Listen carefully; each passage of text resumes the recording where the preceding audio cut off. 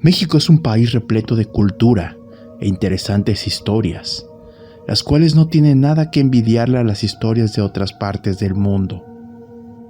Entre estas historias existe un nicho, el cual es de nuestro interés. Y por supuesto, me refiero al campo de lo paranormal. Créanme cuando les digo que nuestro país tiene muchas aterradoras anécdotas y lugares aterradores por conocer. De eso se trata el video de hoy, pues les mostraré lugares malditos en México. Anteriormente ya hemos visto un tema parecido, solo que en aquella ocasión nos limitamos a lugares malditos en la Ciudad de México. Te dejo una etiqueta para que vayas a checarlo después de este aterrador video, el cual, por cierto, será un poco largo, así que te recomiendo que vayas por un snack, una bebida, ponte cómodo y prepárate, que comenzamos.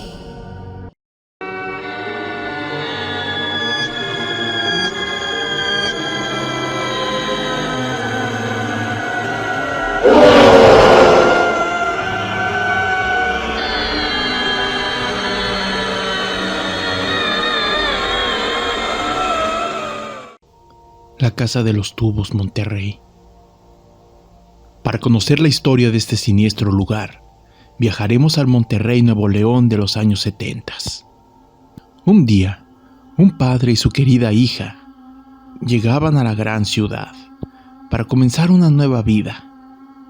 Pero había un mal que frustraba a la pequeña familia, y era el hecho de que la hija no contaba con movilidad en las piernas, ya que dependía todo el tiempo de una silla de ruedas. Entonces el padre decidió hacerle un regalo muy especial. Este consistía en construirle una enorme casa, adaptada para ella, para que pudiera movilizarse con facilidad. Construcción que contaría con varias rampas, para que la niña pudiera andar de allá para acá. Conforme iba avanzando el proyecto, las entidades más aterradoras comenzaban a manifestarse. Los albañiles dicen sentir una macabra incomodidad, como si fueran observados por un ente maligno. Además de que sus herramientas desaparecían en la nada misma. A poco de terminar la casa, el ambiente ya estaba muy pesado, pues los albañiles desconfiaban entre ellos debido a las desapariciones de herramienta. Sin embargo, decidieron dejar a un lado sus diferencias e hicieron una fiesta masiva. Al siguiente día, 3 albañiles que no habían asistido a la fiesta fueron temprano a la obra a trabajar. 2 de ellos se quedaron en el piso de abajo y el restante subiría a continuar con el segundo piso. De repente daría comienzo el horror, pues los albañiles que se encontraban en la planta de abajo escucharon un grito desgarrador de dolor. No saben cómo pasó, pues fue tan rápido. Vieron a su compañero tendido en el asfalto, muerto, con los ojos tan aterradoramente abiertos que pareciera que se hubiera topado con algo desconocido y maligno. Poco tiempo después, otro albañil sufriría el mismo destino, cayendo por una de las ventanas, y antes de fallecer, dijo algo que heló la sangre de todos sus compañeros. Él no quiere que estemos aquí. Lamentablemente no serían las únicas tragedias, pues un día, de una inexplicable forma, la niña con su silla subió a la parte más alta del edificio y de repente, simplemente se escuchó un ruido tremendo. Había caído. Después de tantos accidentes, la obra fue clausurada. Nadie visitaba el lugar. La gente sabía que algo andaba mal. El único que entraba era el padre, quien después de mucho sufrimiento en su corazón, decidió terminar con su existencia. Dentro de lo que pensó, sería la felicidad suya y de su hija, pero terminó siendo una pesadilla de la que nunca despertarían, pues se dice que han habido avistamientos del padre e hija asomándose por la ventana del lugar, rondando y dando a conocer sus penas. Sin abandonado Tonayán, Guadalajara. Un cine de lujo de los años 70 que buscaba ser la competencia de otro cine muy famoso de la época, el cine Diana. Y aunque realmente no lo logró, vaya que tuvo su encanto. No fue hasta la aparición de los VHS que estos cines fueron desapareciendo poco a poco, fueron en declive. Tras su fracaso, se decidiría por convertirlo en un cine para adultos. Aunque de igual manera, con el tiempo terminó fracasando en el año de 1996, por lo que quedó en completo abandono. Con el tiempo el lugar se terminó deteriorando, incluso ha sido grafiteado. Elegante cine que se terminó convirtiendo en hogar de vagabundos y drogadictos, quienes al estar siempre encerrados ahí, sin saber si era de noche o de día, o en qué día estaban, muchas veces algunos de ellos despertaban al lado de un cadáver, pues sus adicciones habían terminado con ellos. Un oscuro día, en la entrada de este cine, se encontró a un hombre muerto, quien parecía se había colgado. Los vecinos no tardarían en reportar a las autoridades el reciente suicidio. Al llegar la autoridad y descolgar el cuerpo, decidieron adentrarse más al tétrico inmueble.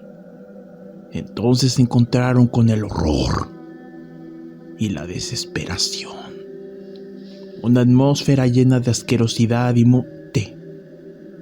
No solo encontraron a un mar de vagabundos, sino que se habían encontrado un sinfín de cadáveres, todos muertos por sobredosis. Tan solo imagina lo que sintieron los oficiales al ver el mar de muerte en aquella sala de cine. Lo peor de todo es que varios de ellos ya llevaban mucho tiempo de descomposición. Imagina ese horror, ese asco.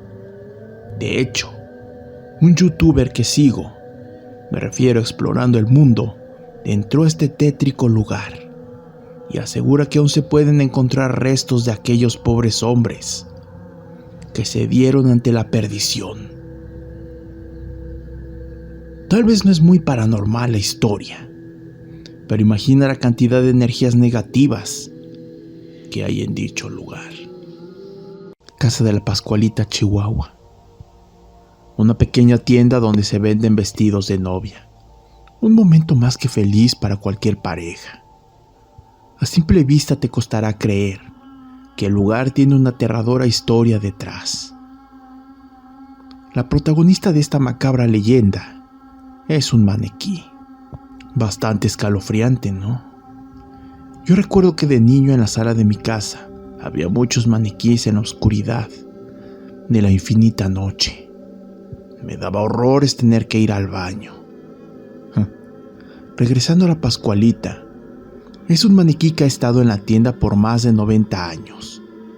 Su aspecto casi realista hace pensar a los visitantes del lugar que no es una simple figura. Han llegado a teorizar que es un cadáver embalsamado. Detrás de estas afirmaciones hay una leyenda más que inquietante. La primera vez que se vio a la Pascualita en la tienda de vestidos fue en el año de 1930. Su inquietante realismo sacaba de onda a todos, incluidos los empleados. Entonces fue que comenzaron a notar cierto parecido con la hija recientemente fallecida de la dueña del lugar. Se decía que la dueña Pascual Esparza tenía una bella hija de nombre desconocido. quien estaba a pocos días de contraer matrimonio con su eterno amor. Lamentablemente, días antes de la boda, una araña viuda negra haría de las suyas, a lo cual la chica no sobrevivió. Pascuala quedó tan lastimada por su pérdida que decidió preservar el cuerpo, momificándolo para convertirlo en maniquí y vestirla como la novia que siempre deseó ser.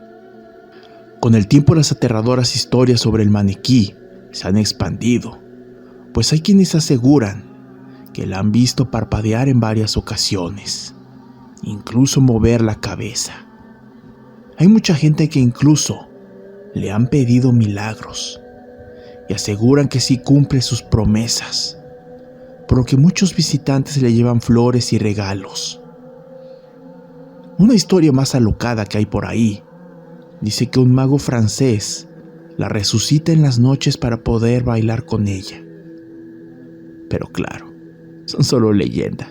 Las criptas satánicas de Obregón, Sonora. En medio del desierto, en Obregón, Sonora, se encuentran unas extrañas edificaciones de extraña arquitectura, las cuales se usaban para hacer rituales y sacrificios en nombre del maligno. Estas extrañas edificaciones cuentan con más de 40 años de antigüedad. Era un lugar donde gente maníaca disfrutaba de hacer sacrificios de animales y personas para siniestros espectadores, quienes mayormente pertenecían a grupos delictivos. Algunas de estas construcciones parecían tener corredores de sangre. ¿Quién sabe con qué macabro objetivo? Se dice que mientras realizaban sus fechorías, había un sacerdote que ofrecía una maligna ceremonia. En total son 5 criptas las que se encuentran en este enorme desierto. La historia cuenta que su creador fue un trabajador del IMSS. Su nombre era Miguel Valera. Siempre tuvo maneras extrañas de vestir, siempre de negro y con adornos alusivos a la muerte.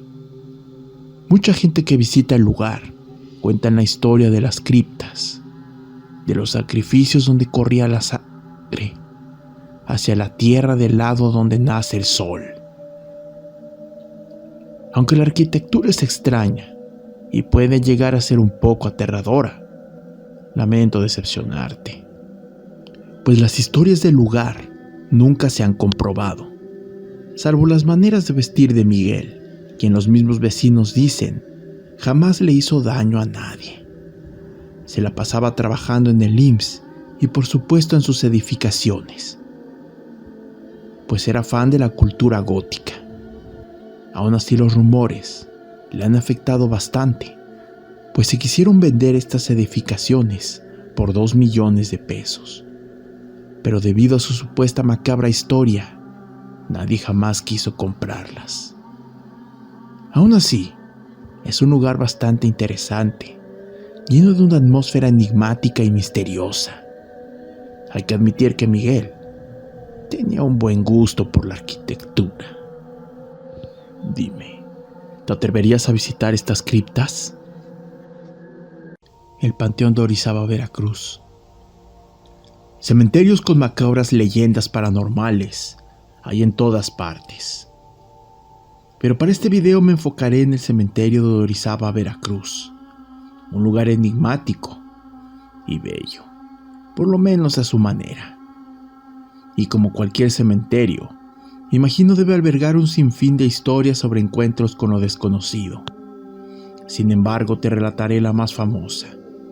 Seguramente ya la has escuchado, sobre todo si vives en Veracruz. Y me refiero a la de la Niña Ángel.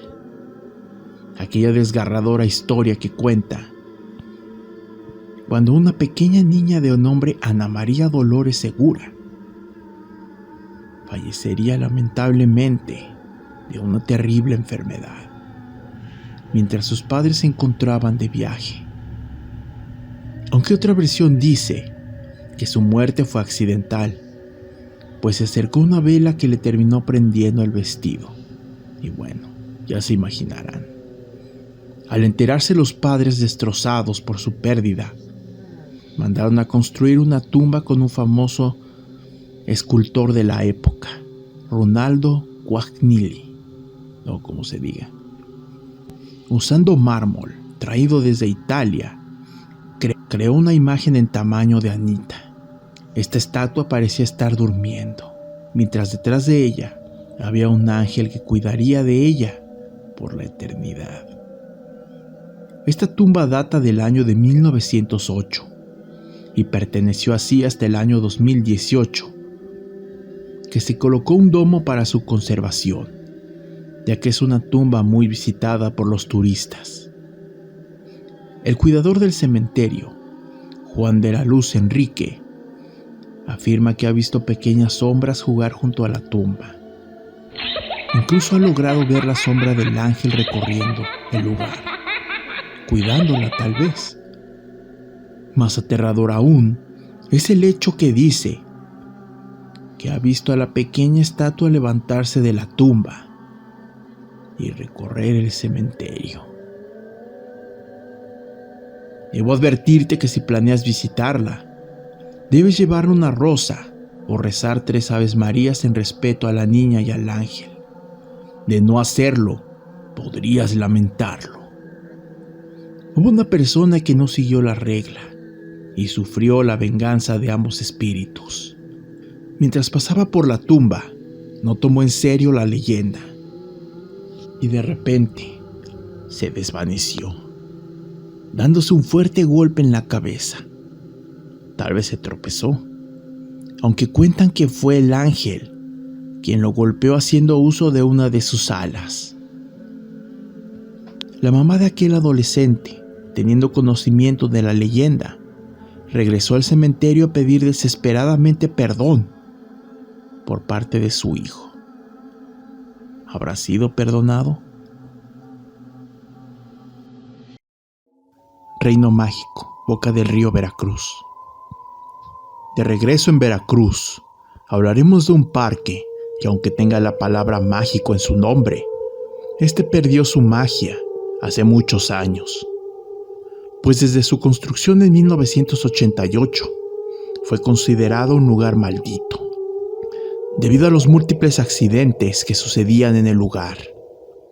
Estos hechos sin explicación podrían deberse a muchas posibles explicaciones lógicas, pero se dice que desde siempre este lugar estuvo destinado a estar maldito, debido a que antes de la construcción del lugar, este era un cementerio, por lo que varios cadáveres fueron extraídos del lugar.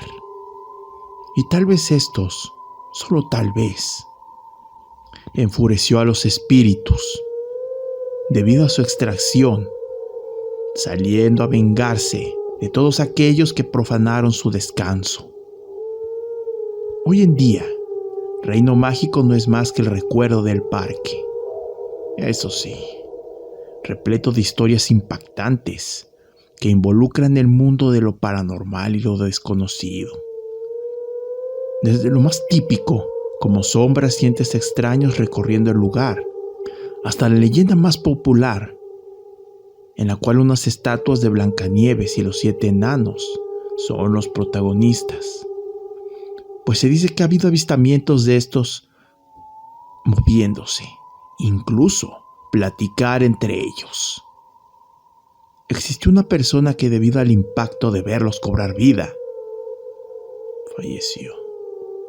Un poco después de avisar a las autoridades sobre el atroz hecho del que había sido testigo.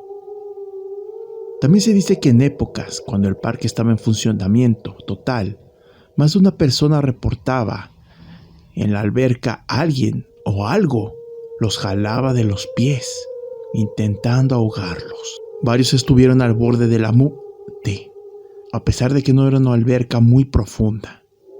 Algo realmente macabro quería llevárselos al más allá. O no sabían nadar. Aún puedes ir al parque, pues existen algunas áreas que todavía funcionan, como las canchas donde enseñan fútbol y los viveros.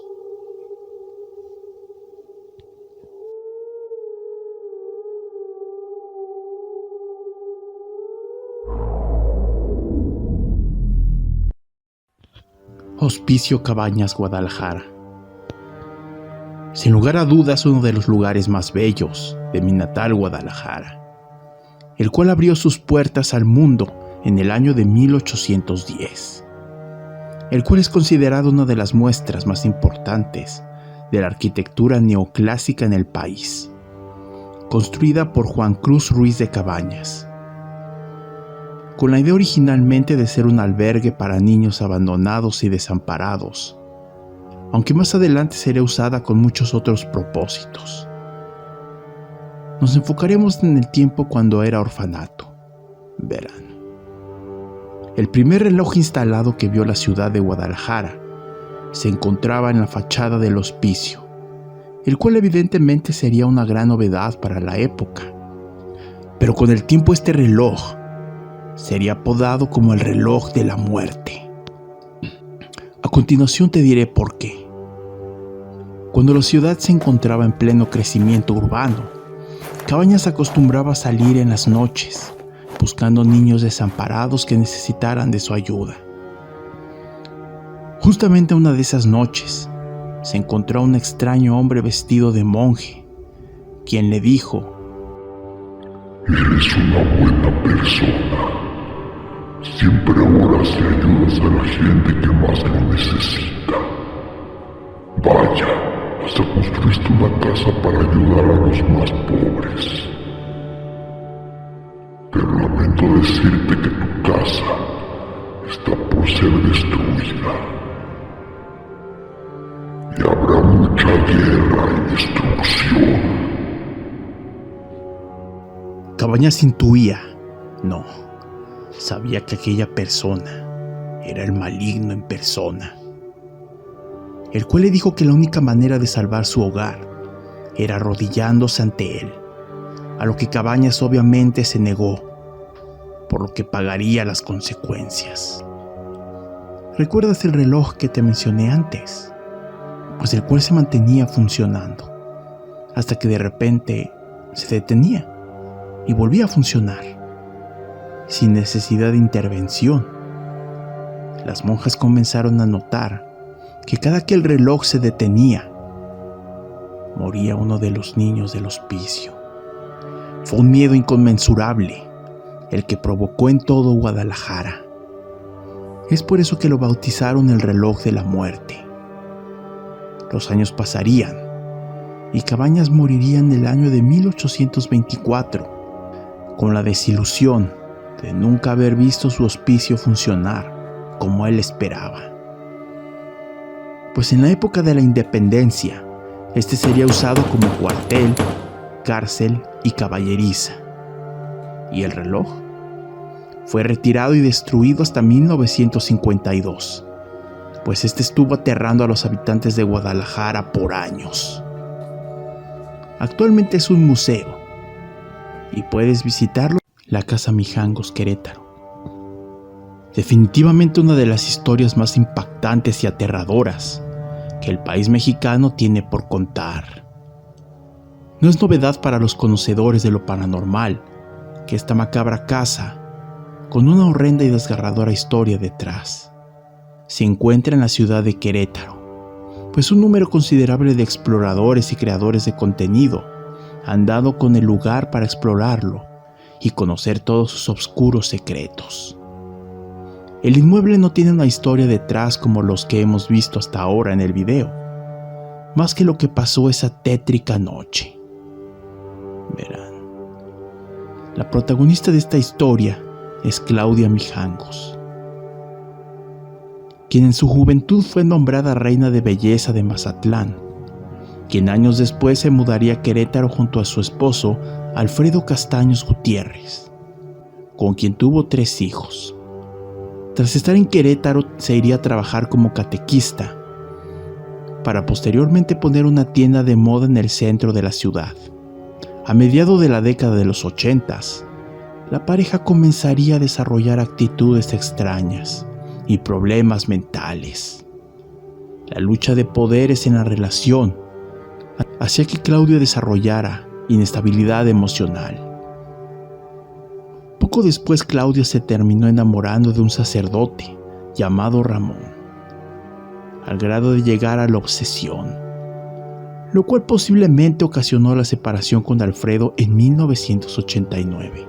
A sus 33 años, Claudia comenzaría a sufrir de repentinos ataques de psicosis, los cuales involucraban ángeles y demonios que la visitaban, y debido a eso quedó traumada. Tras una fuerte discusión con su ex esposo, Claudia, durante la madrugada, mientras intentaba dormir, asegura que escuchaba voces en su cabeza que le decían que Mazatlán había desaparecido por completo y que Querétaro era un espíritu. Cuando se levantó de la cama, fue por un cuchillo, el cual usó para terminar con la existencia de uno de sus hijos, para después cambiar de cuchillo y proseguir con su hija, repitiendo el macabro suceso con su última hija. Los gritos de constante dolor habían despertado a los vecinos. Fue encarcelada hasta su liberación en el 2019. En la actualidad sé que desconoce su paradero. ¿Qué piensas de este caso? ¿Crisis mental o algo más infernal detrás de estos hechos? Como dato extra, la compañera de celda de Claudia aseguraba que ésta se ponía muy psicótica durante las lunas llenas, por lo que tenían que encerrarla en una celda de máxima seguridad, totalmente aislada, cada que la luna llena se asomaba.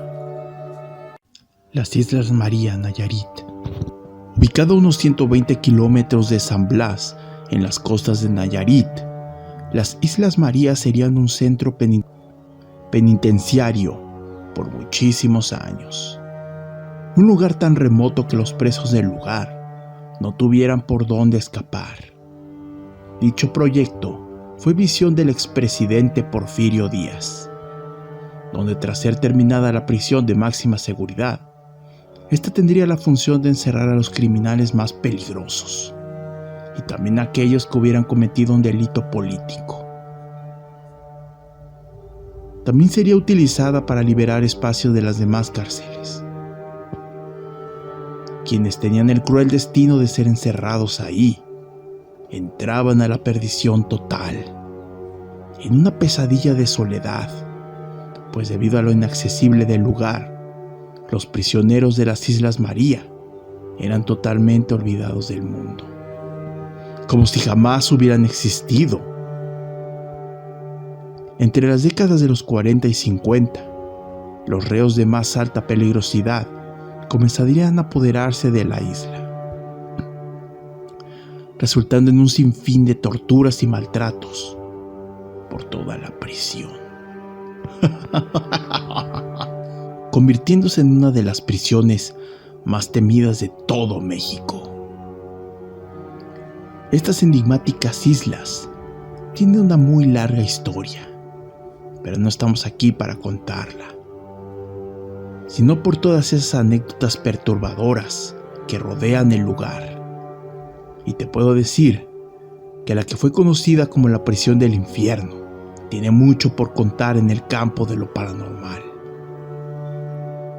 Conforme avanzaba el tiempo, la penitenciaría se convertiría en una prisión de bajo perfil, donde a los reos se les permitía ya vivir con sus familias en casas provistas por la administración local.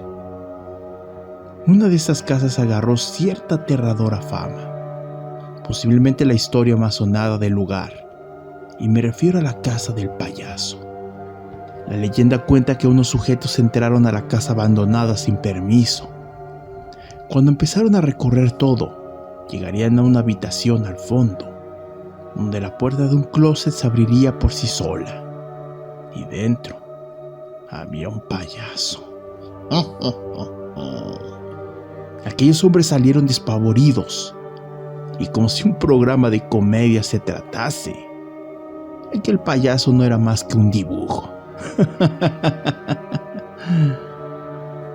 Lo paranormal de este payaso es que cuando los que han explorado la casa afirman que el lugar tiene una pesada energía, y cuando apuntan su cámara a aquel payaso, la imagen se distorsiona de extraña manera. ¿Qué significado tendrá esto? Otra historia muy popular es la de Gladys, una mujer que si la encuentras, te pedirá de favor que la acompañes a su casa. Bueno, solo te diré que el cementerio del lugar tiene una tumba con el nombre de Gladys, donde evidentemente esta chica que acompañaste a su casa ya lleva muchos años de estar enterrada. No son del todo impactantes estas historias populares del lugar, pero no dudo que haya muchas más por contar, en un lugar donde el sufrimiento era el pan de cada día. Metro de la Ciudad de México. Este último lugar no es una casa embrujada o una lujosa edificación con historias aterradoras detrás, sino un transporte público, del que, por cierto, ya hemos hablado bastante en el canal.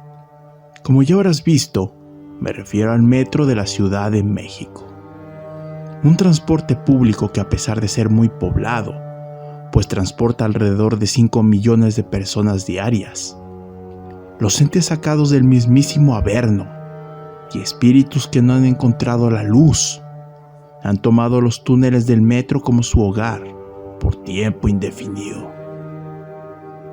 Desde su construcción ya se presentaban estos fenómenos, pues se dice que los trabajadores de aquella época desaparecían sin más, pues afirmaban que escuchaban la voz de un conocido y al ir a buscarlos jamás regresaban. Otra historia muy famosa es la de la mujer sonriente. Son bastante los usuarios que afirman haberse topado con esta siniestra mujer que logra incomodar a quien se le topa con su espeluznante y nada normal sonrisa. Su forma de actuar es como la de una persona que está muy fuera de sus facultades mentales, siempre estática, sonriendo de manera macabra. Otra historia es el famoso relato del vampiro de Barranca del Muerto. De por sí esta estación ya tiene una historia bastante tétrica detrás. Ahora súmale un vampiro que se la pasa paseando a lo largo y ancho de la línea 7. Cuenta la leyenda que un hombre llegaría más allá de la última estación, justamente donde estacionan los trenes. Al despertar, pues había quedado profundamente dormido, asegura que había otro hombre en el vagón, por lo cual se sintió alivianado por no estar solo en ese oscuro lugar. Inmediatamente ese sentimiento se esfumó, pues aquel hombre tenía colmillos enormes y una piel extremadamente pálida, más de lo normal. Afortunadamente aquel aterrado hombre salió huyendo por una ventana que se encontraba abierta. Otras leyendas apuntan a que existen muchísimas fallas en la realidad, entradas a los famosos backrooms, incluso ratas gigantes, del tamaño de un ser humano, quizás más grandes. En fin, ¿qué podría decir? Son bastante las anécdotas paranormales que se encuentran sobre el metro de la Ciudad de México. Si quieres ver algunas, ya hay una recopilación de 1 hora en el canal. Y si te da flojera, tenemos las historias en formato de playlist, para que los vayas viendo poco a poco. Tú decides. No conozco un sistema de metro que tenga tantísimas historias como el metro de la Ciudad de México. Creo que sería cuestión de investigar más a fondo.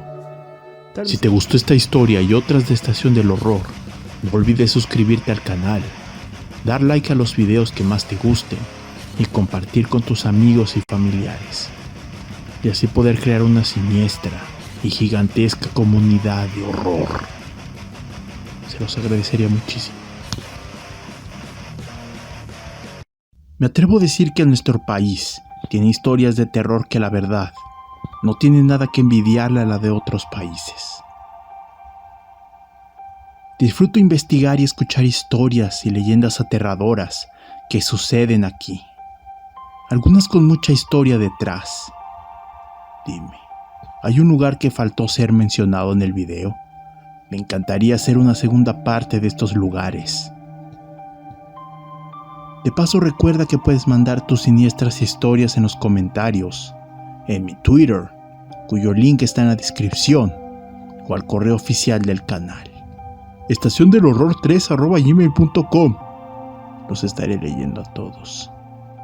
Me temo que debo irme. En esta ocasión la música de fondo es cortesía de Repulsive. Se los recomiendo ampliamente si lo que buscan es perturbar sus oídos. Recuerda que también puedes ver y escuchar tus episodios favoritos de Estación del Horror en Facebook y Spotify. Estoy en todas partes. Me voy. Por ahora. Estás saliendo de la Estación del Horror. Te deseo una noche llena de pesadillas.